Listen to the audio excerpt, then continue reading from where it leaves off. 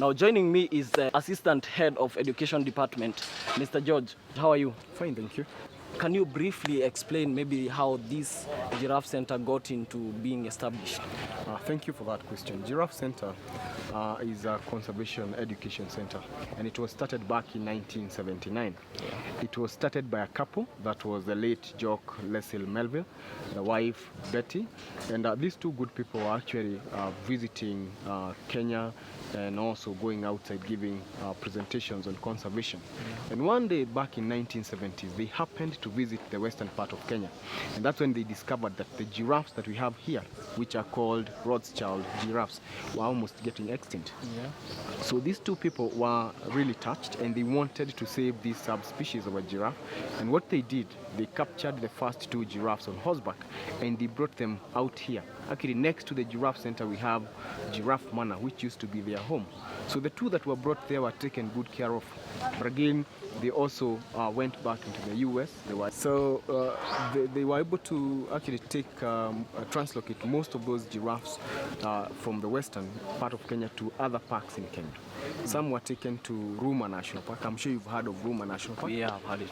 We also have Mwea National Game Reserve. Yeah. And others were taken to Nakuru National Park. Yeah. The two that they brought here by 1979 had grown and they had started breeding. Yeah. That's when now they saw the need to open the Giraffe Center, with the aim of making sure that the giraffes are well bred and introduced back into the wild, and also later educate our children on conservation. What exactly have been your challenges since then? Here at the Giraffe Center, basically we have a few challenges that goes on. One, funds are always a problem. Basically, taking care of one giraffe and eventually translocating one or two calves back into the wild really takes quite a good amount of money. So finances are never enough. Secondly, we have also had a number of times where the giraffes have gotten sick.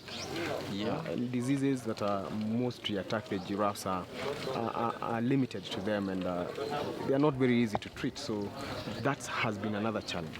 Giraffe Center being a charitable organization, actually we do not benefit from any funding from the government. So we usually depend on what we raise here from the visitations of the guests and also donation from well-wishers. So I think if, for example, the guests' numbers go up, then we are sure of getting more revenue. We also have other activities like we have workshops, that is training of trainers workshops, where we train our teachers on how to more or less bring on board environmental issues as they teach the various subjects that they teach in school. And also we have competitions for school children. And this starts from kindergarten to university level. Whereby they are supposed to do artwork, essay writing, and nature photography. And it actually starts in January for 3 months until March. We get the entries back to the Giraffe Center. We mark during the month of April. May, we send the results to the schools, inviting these students for a prize giving day during the World Environment Day. I would actually invite everybody who is watching out there and tell them that Giraffe Center is a place to be.